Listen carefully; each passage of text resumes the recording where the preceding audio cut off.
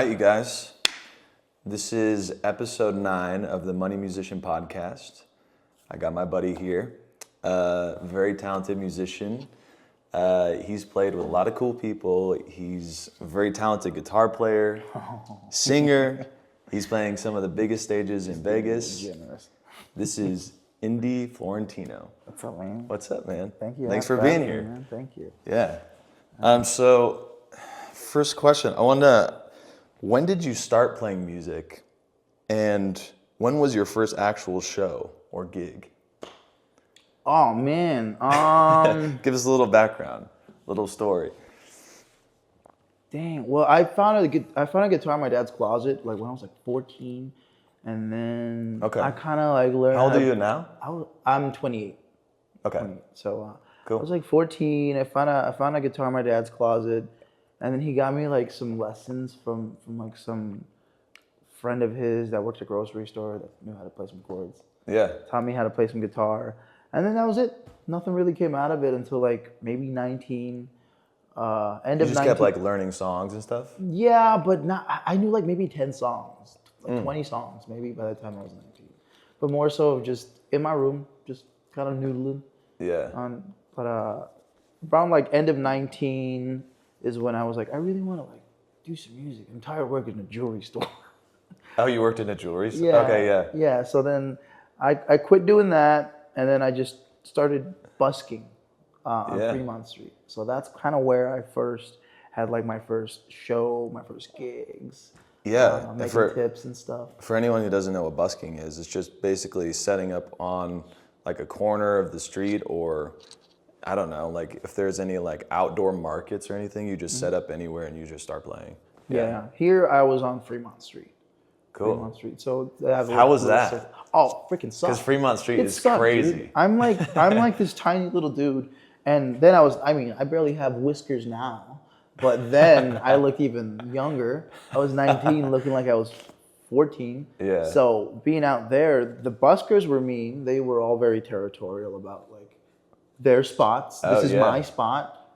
So you don't set up here. And then you also have to worry about the bums, because there were sometimes tweakers and, like stealing your tips. Yeah, they were stealing your tips. They're tips. trying to just kind of mess with you and stuff. And then security people just always trying to hassle you.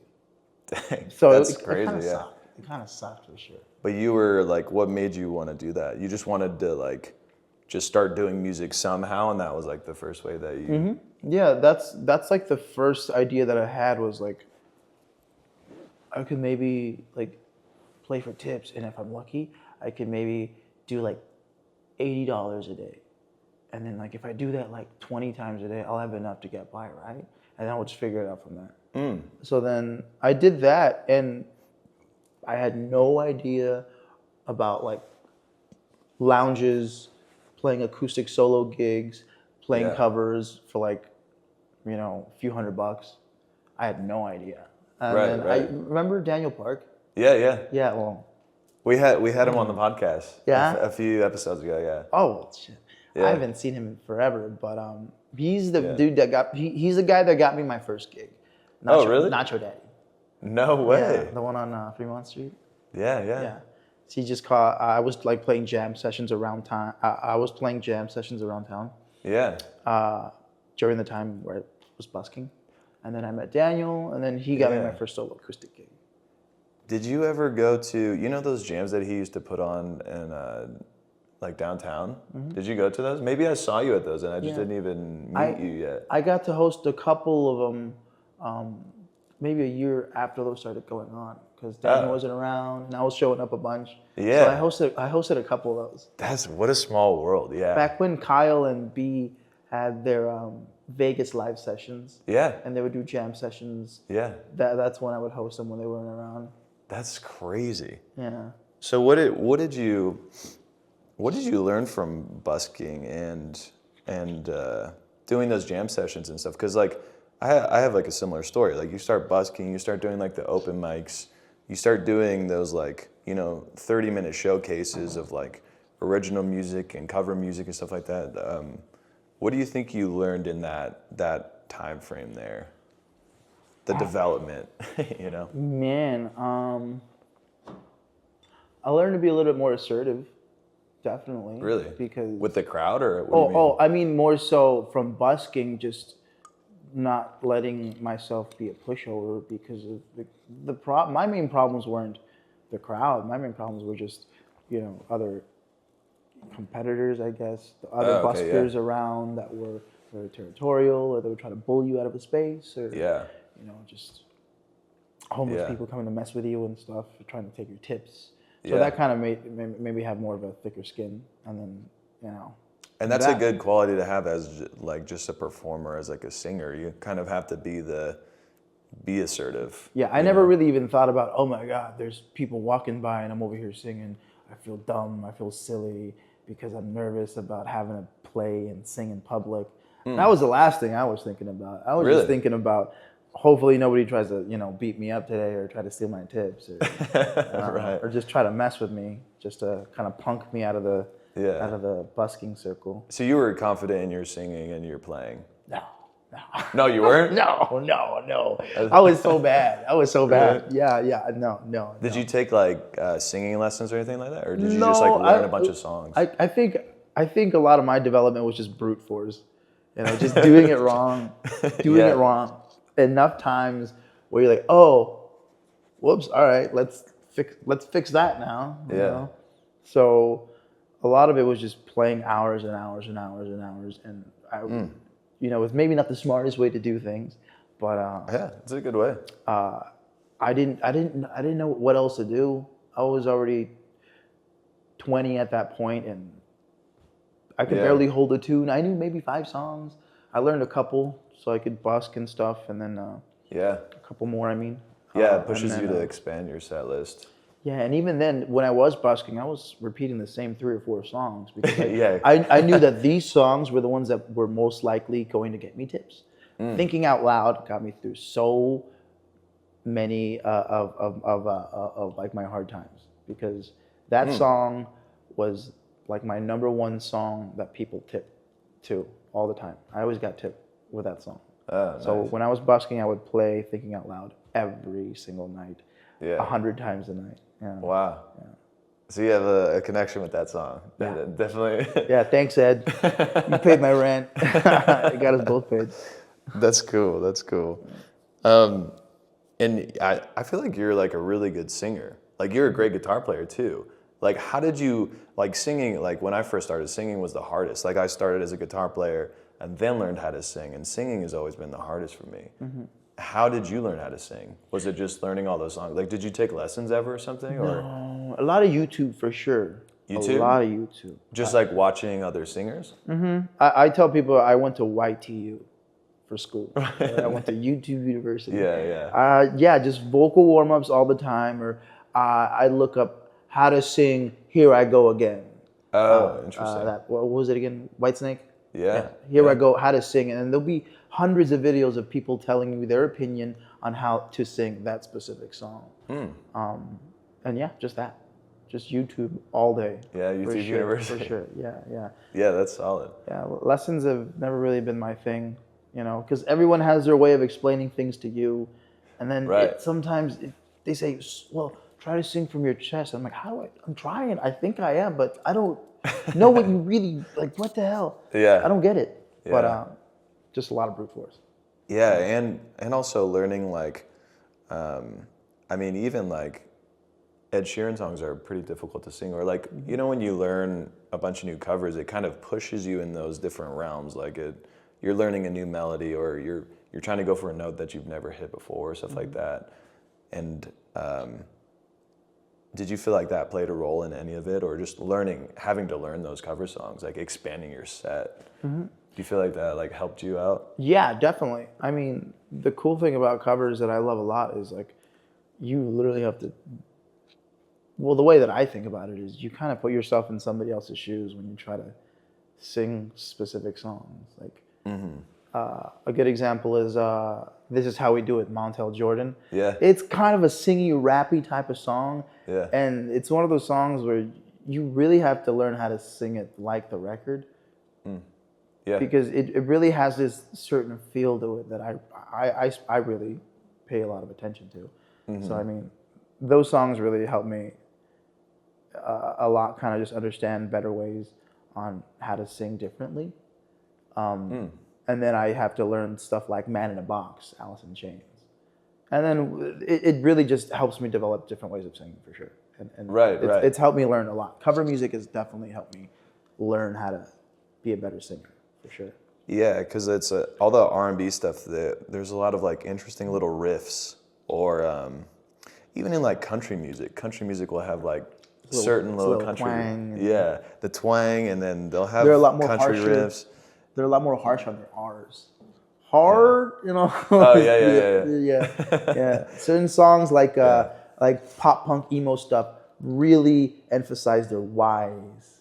Tonight will be the night. They're like all the Y's and the I's and the E's are just super just Interesting. Yeah. That's so it. I never thought about it from like a singing perspective that way. Yeah. That's really interesting. And it's interesting because like when you're playing a gig for a couple hours, you're going in and out of all of those genres. So you're kind of hitting all these different stylistic things with your voice, and you're doing all these different riffs, and you're playing in a bunch of different keys. It's kind of a crazy roller coaster thing. Like we don't really like think of it that way, right? We kind of just like play the gig, but then it's like, I don't know, when you break it down, it's like a lot vocally going on. Yeah, I mean, with just like every other instrument, everybody has their own little quirks about them that just are so detailed. Guitars, drums, bass, everybody's got their little. Everybody has their role that makes it really difficult. Yeah. Is there one genre or a type of music that you just love that's like your jam? Oh man, I know that's a tough question. I love doing like 80s, a lot of 80s stuff. Really? Sure, like Like, Take On Me. Okay, or, 80s is great. I love the 80s. That's another one. We've been recently doing Here I Go Again, Whitesnake. That one's a cool one. Yeah. That's a fun one. Yeah, that's a fun one too. But then I also like Harry Styles. Okay. I love his whole new album. I wish I could play a lot of it, but yeah. He's great. Besides, what's that song called? As It Was. As It Was, yeah. There's not a lot of songs I would say most people know. So there goes that for my cover shit. So you played, you were busking, and then you started doing the jam sessions and stuff, and then when was like your first paid gig? Did you say? Oh, you said at Nacho Daddy. Yeah, my first paid gig was. Yeah, I don't think anything came before Nacho Daddy. Were you nervous to play that? Oh yeah, 100%. What was going through your mind? Oh man, I don't even know. I'll tell you something later on about that. Oh yeah, okay. But I showed up. Yeah, I think that this is like, was this the same month? I was 20. I just turned 20, and I didn't know anything about. They had a whole system there, and they said, "Yeah, just set it up yourself or whatever. It's all broken down. You just got to set it up before you start." I was like, all right, cool. And just kind of try to YouTube stuff. I'm like, how the hell do you do this? Yeah, how do you set all this stuff up? To set up the PA system? Yeah, the PA system. Yeah. I don't know. And you just had your guitar at that point. Yeah. This is the first time actually playing inside of a place. Yeah. Yeah, for money especially. Right. But I was so nervous. I don't even know if I had enough songs. I think. Oh yeah. Yeah. It sucked. and I'm telling you, I wasn't the best singer. I wasn't the best guitar player, so it was all right. Yeah, how'd the crowd like it? Or how did it go? There wasn't a crowd. It was just me and the bartenders. Really? Maybe somebody would Few linger people? in. Yeah. Maybe a person would linger in, and then they would leave, and then one more person would come in. But I remember that first gig. It wasn't a lot of people. Yeah. Oh no, I'm lying. My first gig was. Do you remember the Beat in front of Comico? Oh, yeah. The coffee shop. Where Electra is now. Yeah. So yeah, I do remember that. Had open mics on Mondays or Wednesdays. Yeah, I remember that. And that's crazy. I would go there for the open mics, and just like most of my friends that I still know now, a lot of the gig musicians that I know now, I met at the Beat during the open mics. Yeah. That was my first gig. During the open mics, I made friends with the manager. He said, I'll throw you like $50 and $50 in, food and drinks. Yeah. Just play for 3 hours. And yeah, that was my first gig. I didn't have enough, so That's I cool. had my friend John Cola play with me, and we just played back and forth a bunch of songs. Yeah. Yeah. That's such a cool way to get into it. And even my experience was the same way, where you start playing like the open mics, and then a lot of the times the open mics will have like just other opportunities either to play there. Like I remember we played like just like a 30-minute original set on the weekend. Like the open mic was on a Monday or Tuesday, and then we would play on the weekend. Yeah. And it's such a great kind of progression to, your first 3-hour gig or your first 2-hour gig. Because it's like you kind of have to figure out all those things. You have to figure out all the songs you're going to play. You're going to have to figure out how to set up your equipment. Like, there's all those like things that don't even have to do with the music really, like just being confident enough to play in front of the crowd and stuff like that. And yeah, that's pretty cool. Yeah, that's cool to hear. So you went busking, the coffee shop, then Nacho Daddy, and you slowly just started like building your set. Yeah, I went from busking to open mics. Yeah. And then from there, getting a couple gigs here and there as like solo acoustic work. So it kind of was really a slow climb for sure. Yeah. Yeah. That's super cool. And then when did you end up like quitting your job eventually, or did you start doing it like part-time, or how did it evolve? I just quit it immediately. I didn't. Yeah, no parachute, no parachute. I woke up. I was staying at a.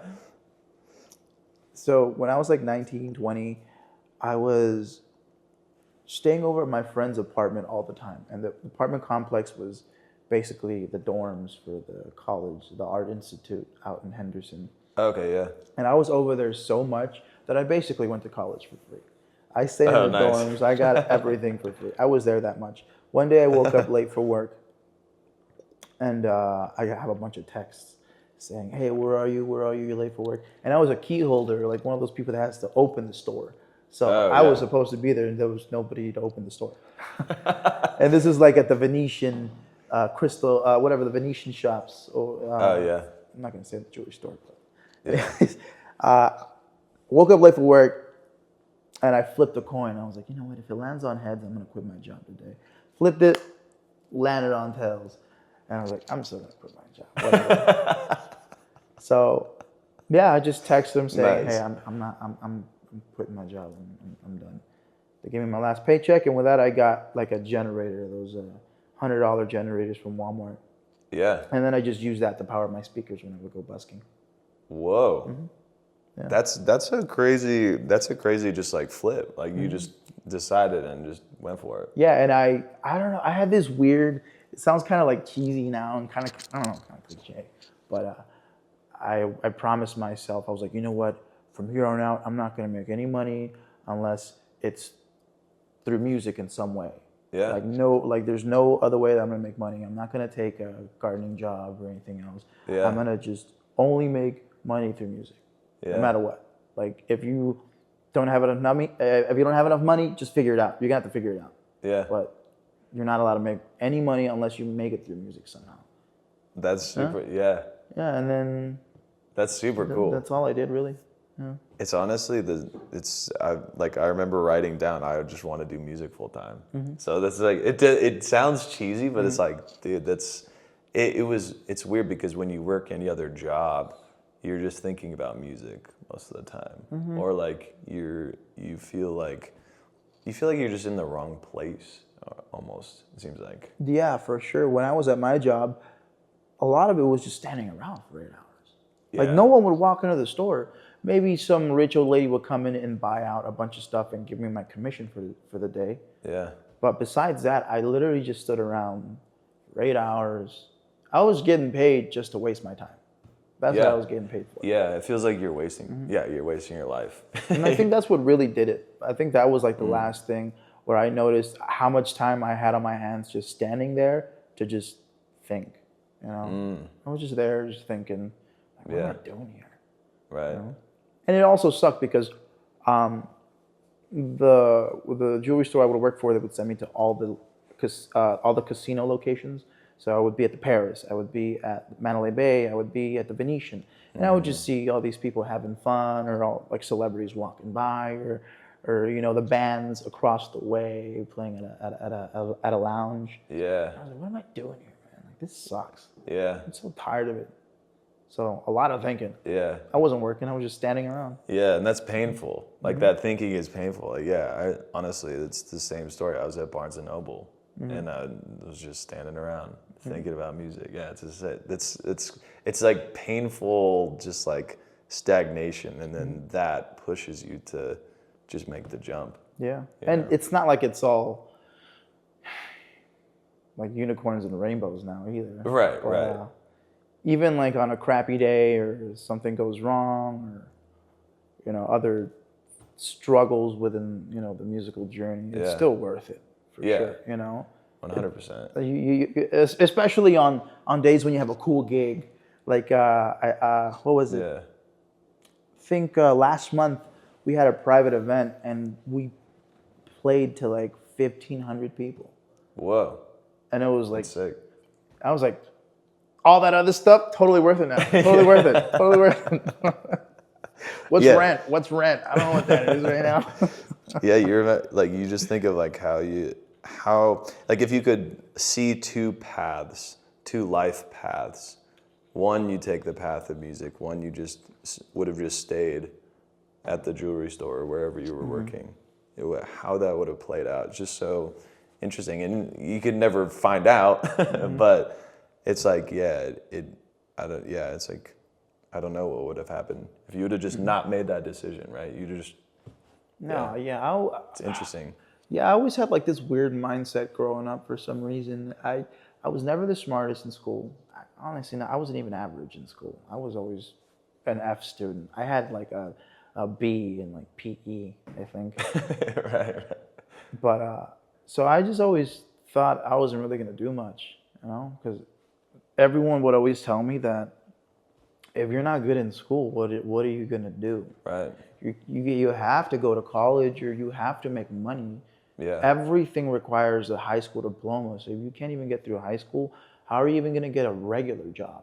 Yeah. So in my head, I was like, damn, I can't figure out this school thing. So I must not cut it for anything. So, Right. oh well. So yeah, it's crazy that I had this weird flip Yeah. during that time at the jewelry store that I was working at. Because up until then, I always just accepted that I was just gonna do nothing. Yeah. You know, I was like, what else am I gonna do? Right. They told me that I'm not gonna do much if I don't have a high school diploma. So then. Yeah. I like looking back on all of it and going back through the timeline of like how it all happened. And I do this with a lot of people on the podcast because there's always like through the whole timeline of like your music career or like even your entire life, there's like very pivotal moments or decisions that really kind of just shifted everything. Mm-hmm. And then there's also like a few people usually that were very like influential or created that same shift, you know, and it's so cool to hear that. Yeah. For me, it was more so like the internet for sure. The internet, that was like my outlet on how to get outside opinions when I would see, again, a little cheesy here, but watching videos of other people talking about, I started off doing YouTube and now I make a living off of it, all I did was stay consistent with it and all this other stuff. Yeah. And so seeing like other outside perspectives of like what other people can do on their own. Yeah. And it wasn't anything that I wanted to do. Like I didn't really want to be a vlogger, but it was cool to see somebody, you know, say that, I didn't have my stuff figured out, but I was still able to find a way to make it work. Yeah. And even just watching videos of that helped me a lot in my own, you know, journey on how to figure out what it is that I want to do. Yeah. You know, what opinions are true and what aren't really for me. Yeah. You know? Yeah, just hearing someone say that, like, you don't have to have everything figured out. You can just go for it, Yeah. and then And you, like I had and a then you rough, figure it out. I had a rough like start, and then I dropped out like 11th grade of high school. Oh, really? So especially with that going on, I definitely felt like I wasn't going to do anything at all. I didn't think I was going to have a regular job, let alone be a musician. You know, Yeah. I can't go to college and be a musician without a high school diploma. So Right. Right. that's pretty much a wrap. There's nothing else you can really do. Wow. So Yeah. I had a lot of luck with the internet when it comes to being able to, you know, find other people's perspectives and motivational videos. Right. You know, Yeah. like how to kind of better yourself in those type of, you know, aspects of your life. Yeah, it's such a great influence. You know, when you come across like it's almost like some videos or some books, or they just find you at the right time, and you're just like, oh man, that just hit too hard, and then it just like, all right, let's make some changes. Yeah. Yeah, that's so crazy. So, okay, so then you started gigging, and then you kind of just developed your skills and stuff. How did you get into the barbershop? And for people who don't know what the barbershop is, it's basically kind of like a secret music venue slash bar slash lounge inside the Cosmo. And it's probably one of the coolest spots to play. So how'd you guys get into that? It was super random and last minute.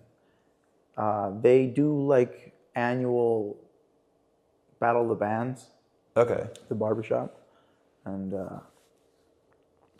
how long ago was it? I want to say 3 or 4 years ago. We were having a rehearsal, and our friend, you know Michael Hoffman, right? Yeah, yeah.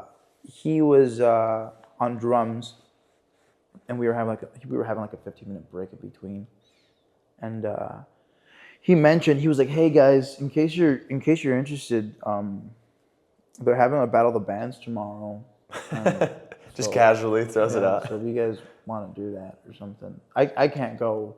I got something going on, but if you guys want to do it, you know, go ahead. Here's the info. I was like, sure, cool. I submitted it, and then by like the next morning, they were like, all right, you're on for tonight. Oh, crazy. Yeah, so it was I think it was like the day before the Battle of the Bands. Yeah. We just got in last minute. Whoa. And yeah, we won the Battle of the Bands, the barbershop, and then that's how we got the 6-month residency, and then that just turned into, what is it, like 3 going on 4 years now. Whoa. That's so crazy. So yeah, so were you doing like solo gigs and band gigs before that? It was kind of a weird mixture. So I at the beginning I was doing a lot of solo acoustic, and then it kind of bled into doing some Latin bands were my first gig, my first like, consistent gig. Like singing or playing guitar? Or just playing guitar. I was just playing guitar, oh, yeah. okay. So I started off doing solo acoustic stuff maybe once a month, Yeah. twice a month, and then I started playing rhythm guitar in this Latin band called Volume 1. Okay. And then I was with them for a couple years, and then I just kind of started leaning into more solo acoustic stuff up until a couple months before the pandemic. Okay. I got a contract for a cruise gig to be a singer. I did that, and then I actually got stuck out in the middle of the ocean during the pandemic. Really? Well, we can talk about. I'm going. No, all over yeah. the place, but No, this is cool. So, yeah. How was we the can cruise ship?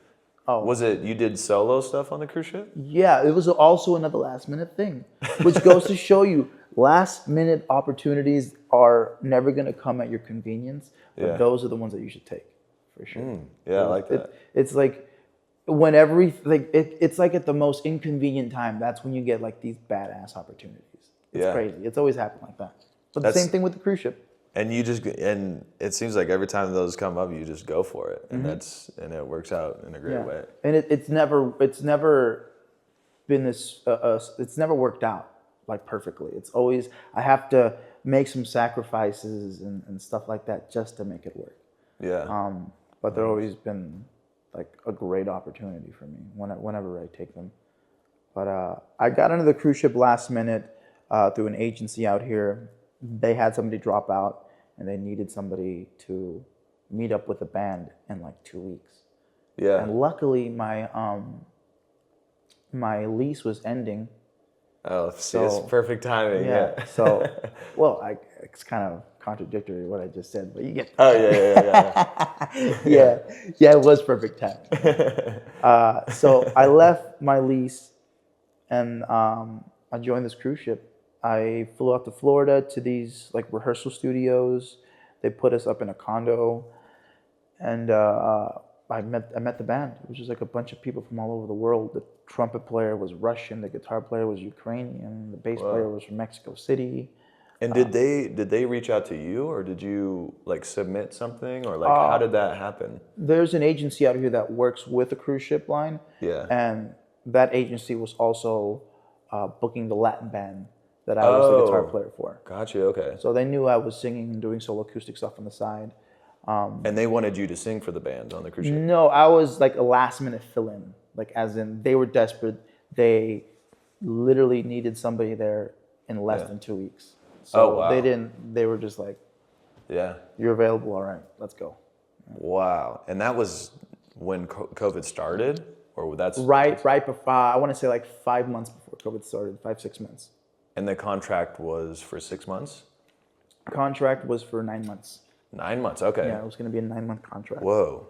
That's pretty cool, yeah. There's been a couple other guests on here that we've dived into cruise ships, and it's like, how was that experience for you? Cruise ships were great. Were you playing like every night? What do you mean for me? It's a lot of partying, or what? No. What do you mean? You know how in Hunger Games there's like a hierarchy where District 1 has the best type of living, and District 12 it's not so fun. Yeah. On cruise ships, there's kind of a hierarchy like that. Musicians are up there when it comes to having the best experiences when it comes to cruise ships, because we play for 3 or 4 hours. We get a day off. Cruise ships, it's rare for people to get days off. Oh, really? Yeah. Like there's people that don't have a day off for 2 months straight. You work every day for 2 months, and then you have 1 day off. So for musicians, great. Yeah. Wow. Yeah, it was fun. You wake up every day.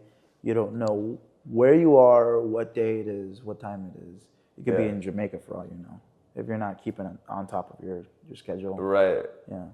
But Whoa. it's fun. It's fun. And then how are like the crowds and everything? Or is it you're just playing like you just played with the band every night. Different spots? No, we were in one spot the whole time. We were in like the bar main floor area. It's like close to the lobby. It's kind of like the first thing you see when you walk in. Yeah. But it was like a little lounge area, and the crowds were all right. They were decent. There was a lot more older folk. Okay. So yeah, we did a lot of variety. Yeah.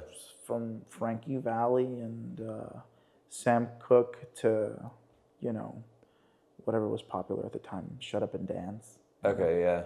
Top 40 stuff. Yeah, for sure. Nice. And then were you constantly like learning new songs the whole time, or would you just have like a few songs or like 50 or 100 songs that you just choose from? Oh, learning songs was the worst for me when it comes to that cruise ship gig that I did. It was the worst. I was put on 2 weeks before I was supposed to meet them.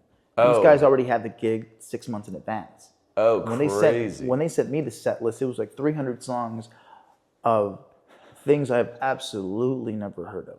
Right. Or maybe I know the artist, but I've never sung When a Man Loves a Woman. Right.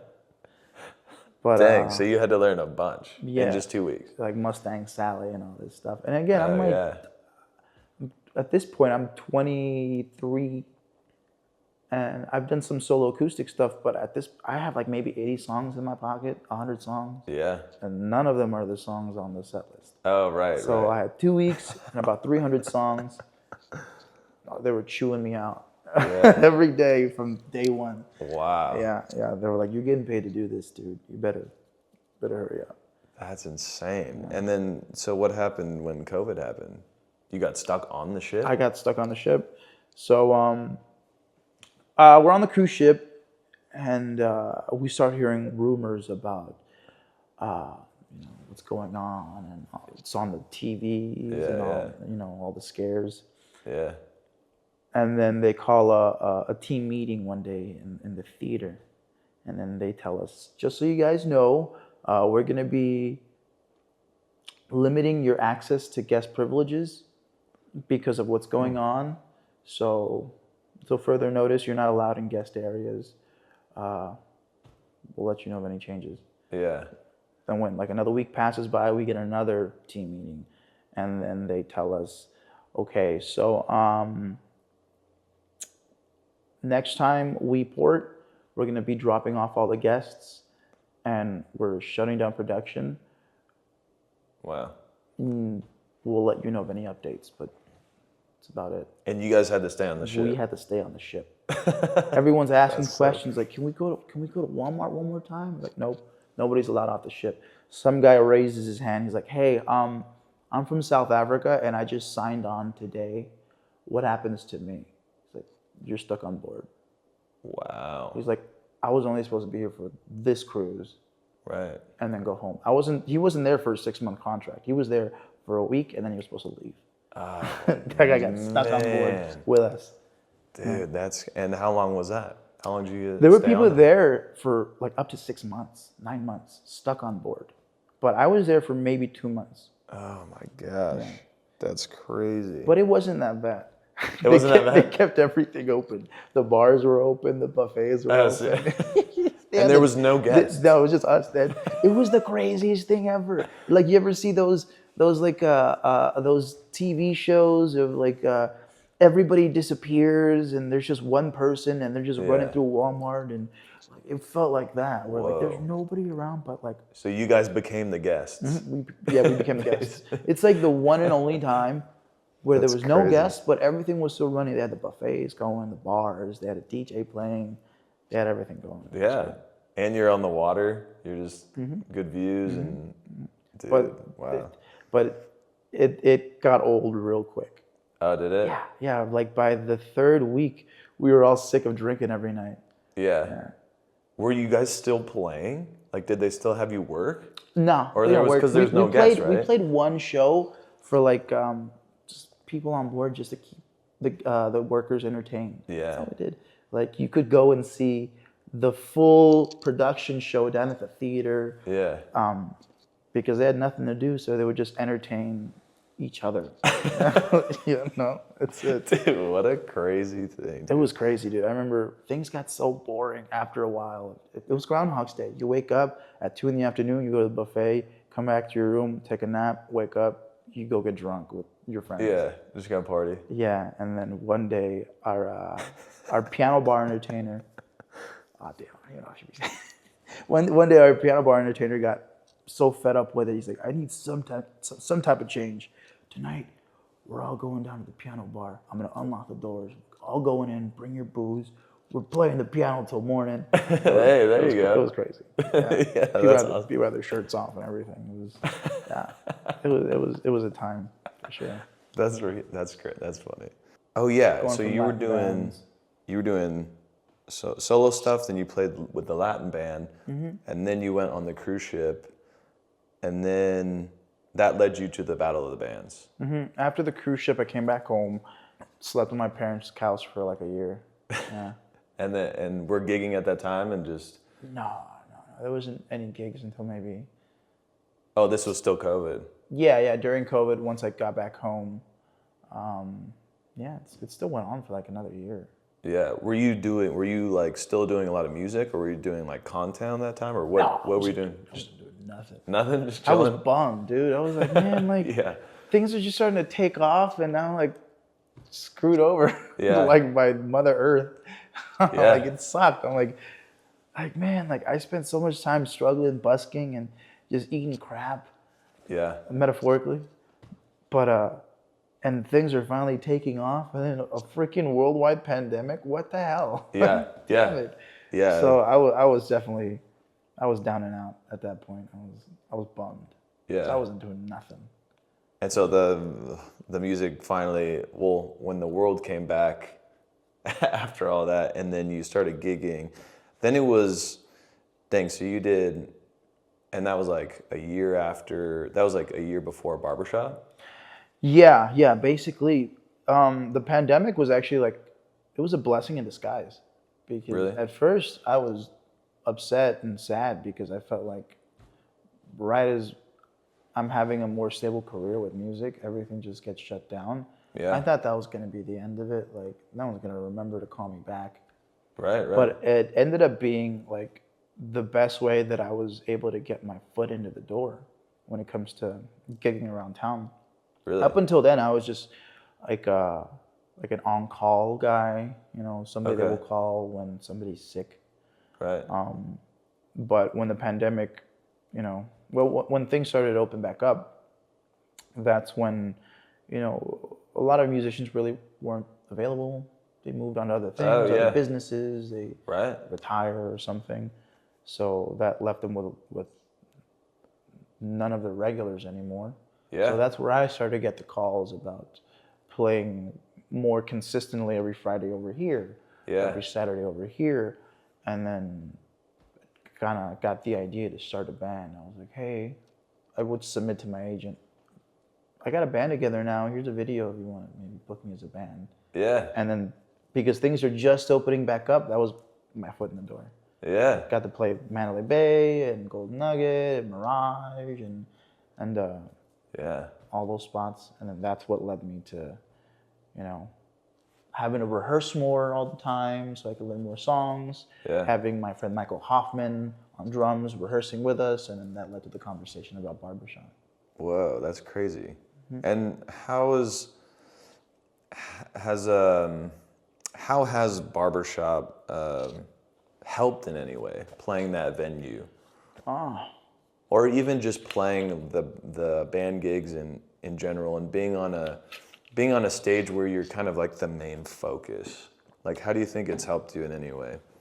it's helped out a lot for sure, because it's not like any of the other lounges. There's nothing wrong with just being background music, but a lot of the lounges that I play at, just background music. Maybe there'll be some people that are into it, 5 of them, 6 of them, but it's not really like a crowd that Yeah. you can work with or play with and mold and interact with much. With Right. the barbershop, there's always a crowd every night. Yeah, it's There's like a always rock show. Yeah, it definitely is. It definitely is it's like a rock show. So you have a lot more to play with. You can actually interact. You can try different stuff, and it's definitely the place where I feel like I've had an opportunity to kind of get my feet wet when it comes to knowing how to be an entertainer and not just a singer. Right. So Yeah, what do you like? Yeah, that's such a, like, one thing is just learning the material, singing the songs, playing the songs, being tight with the band, right? That's like one thing, just kind of the music part. And then the other part is like the entertainer part. yeah, Is like talking to the crowd in between, creating a set that's like engaging the whole time, or going out into the crowd. Like, was that weird for you to go out in the crowd Yeah.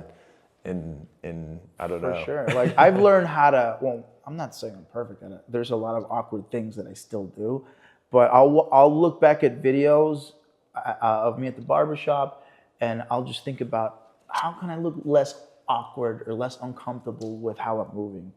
Because at least me internally, I look at how I'm moving, and I'm like, oh, I remember I felt uncomfortable when I was doing a certain movement or something, trying to get into it, Right. So even just that is its own kind of animal. At least in Yeah. my head, I'm like, how do I kind of look cooler, I guess. You Right, know? right. Using the videos as just feedback, Yeah. kind of, and just kind of getting better at each time. Right? Yeah. Yeah. That's it. Yeah.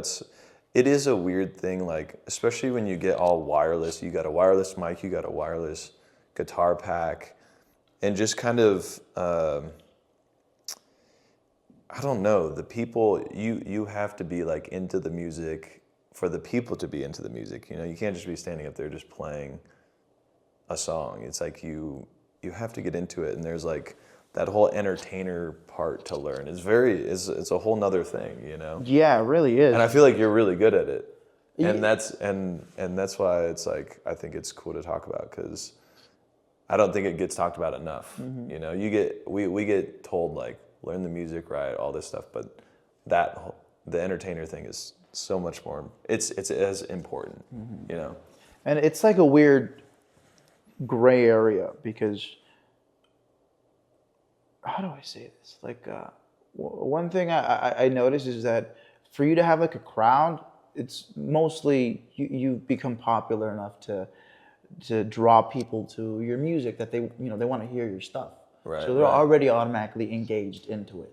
When Right. you have a crowd of 100 people, most of the time. But in scenarios where like the barbershop, you have 100 people there that don't know who you are, Right. but they're there for an entertaining show. So that's like a weird gray area where you do have the crowd, but they're not really there for you. They're there to be entertained. Yeah, you haven't won them over yet. Yeah, so- like in the beginning. Your job is to, go in there and kill it because they're just staring at Yeah. you like, all right, I've heard about this place. Is it what they all say it is? Right. Let's see. Yeah. And then it's your job to really just fill that role, or Yeah. put fill those shoes. Yeah, that's a good point. That's like, has there been anything like crazy that's happened at any of your shows? We had Macy Gray the other day. Really? Yeah. So Barbershop, That's pretty sick. there's this team called Click. They're the ones. I mean, don't quote me on this, but the way that I've heard about it, this company Click are the ones that are in charge of Barbershop. They opened up a new place called Caspian's. You Right, there too, yeah. yeah.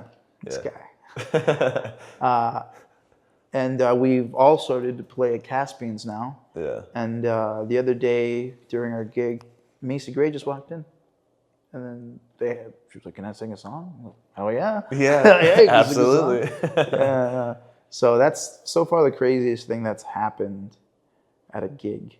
Is there anything that's happened, like not just at Barbershop or anything else, but just any crazy stuff, like people too drunk, or like I always tell the story of like some guy had just gotten in a fight and he ended up bleeding all over the dance floor, or like there was some lady that passed out. There was some lady that flashed us at like 10 a.m. in the morning. Is there anything like that? Oh Any yeah, crazy you know what? stories? Not gonna lie, there's too many of those where I'm like, which one? Yeah.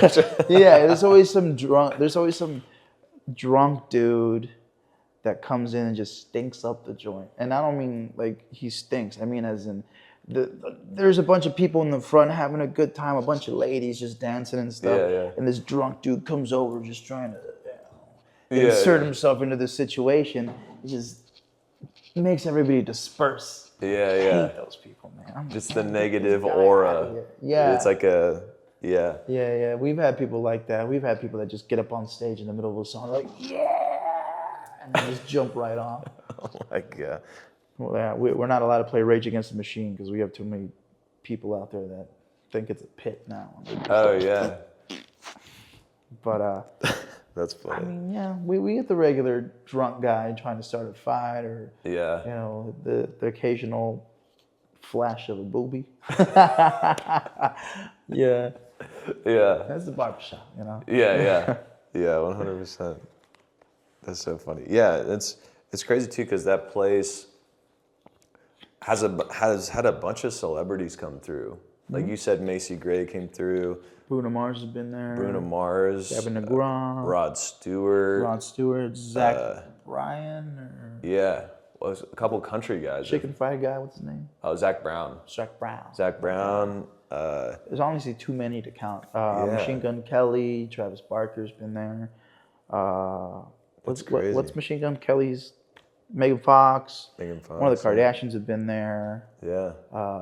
And a lot of them will Stars get Rick up on Harrison. stage Yeah, and do a song. Yeah. Right? There's Like there's a bunch of videos of all these people on stage for sure. That's so crazy, yeah. And it's so wild. It makes you just think of like, just they say like the right place, right time kind of thing. Mm-hmm. But like, yeah, it's just so crazy that it's weird to see all the connections if you could create like a spider web of like what led to what, and you meeting this person led to this opportunity and all of this, and it's like, you know, you flash back to you busking on Fremont, and then all of the webs that got you to playing on a stage with Macy Gray. Like, right? That's kind of like just crazy to think about. It's just like, it's so cool. I don't know. Or even just like my connection to Ben Carey. He's the one that books Yeah. Barbershop and a lot of these other venues around town. And Yeah, how did you guys meet? I met him at Freedom Beat when he had those jam sessions. Yeah. That's why you always got to find jam sessions, open mics, Yeah. and just go and show your face. You have to show your Yeah. face. Because 100%. I met him at that jam session, and that was maybe 5 years ago. It was like, no, maybe 6 years ago now. I was like 22, 21. And they had these jam sessions at this restaurant, and I went through one of my friends. He introduced me to Ben. He's like, oh, this is my friend. He's a singer. And, you know, I wasn't that seasoned yet. So he just said hello and showed face. That's it. And then that encounter is how he remembered me when I went for the Battle of the Bands. Because he remembered me from that encounter from like 6-7 years ago. Wow. He's like, oh, you were that guy that was coming to the jam session, weren't you? I was like, yeah. He's like, you've grown a lot. Like you're way better than I remember back then. Yeah. Again, it's just I wasn't seasoned yet, and you know, Yeah. I still had a lot of growing to do. Right. So when he saw me at the Battle of the Bands, he remembered me from 7 years ago, and he was like, oh, shit. Yeah. Oh yeah. Yeah. Yeah. So that's Yeah. just because something doesn't work out right then and there doesn't mean it can't later on. So don't burn any bridges. Because someone doesn't like your playing or somebody doesn't like your singing, don't burn a bridge. Yeah. Yeah. No, that's great advice. That's, yeah, it's so crazy how all the network happens. Like the network is so important. Just going to jam sessions, going to open mics, meeting all the musicians, meeting the bookers, showing up, performing. It just leads to gigs and opportunities. Yeah, I've had too many cool. friends that are a little too opinionated when it comes to, no, I don't want to do that. No, I don't like doing that. It's just kind of dumb to do that. You know, they don't want to. Yeah. They don't want to go to a house show. They don't want to go to a jam session. They don't want to go to an open mic because I don't like those people, or I just don't like their vibe, or like. Yeah. You're looking too much into it, dude. Just get out there, make some freaking friends. Yeah. Yeah. And just hang out, you know, play some music, and then Yeah. it'll all work out instead of you being like, no, I got to do this, but it's a very specific way. Right. You know? I don't know. Yeah. Gotta get out there. I totally agree. Who do you think's been your biggest motivator in life? Damn. As in, like, that could be like a person, that could be a family member, that could be a friend, that could be a book, that could be, what do you think is your biggest motivator in life? I think what's been motivating me a lot more the past couple of years is like the day that I kind of figured out that like,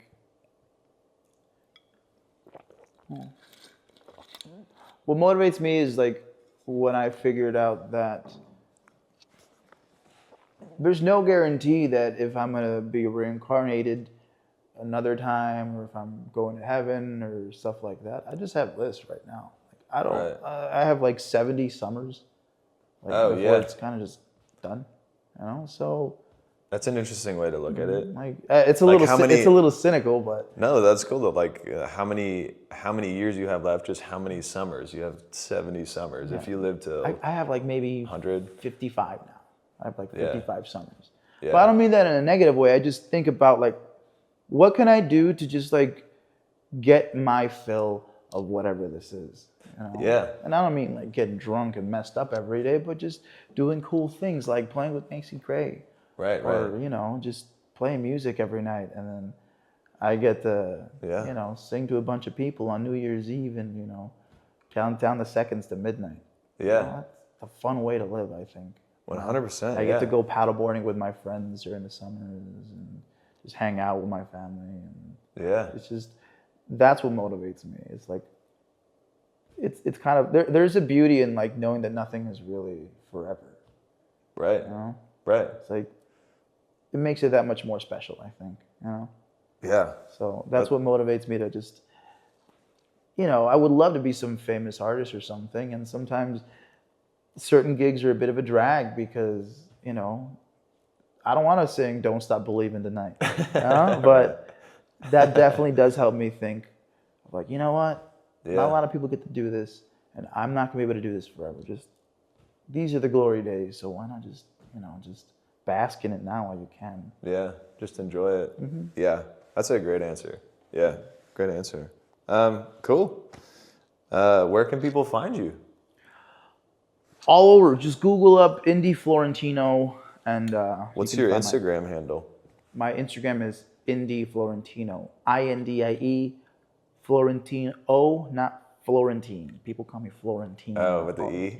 Yeah, all the time. I'm like, I'm not a chicken pasta, damn. Chicken Florentine. That's what I'm gonna change my name to.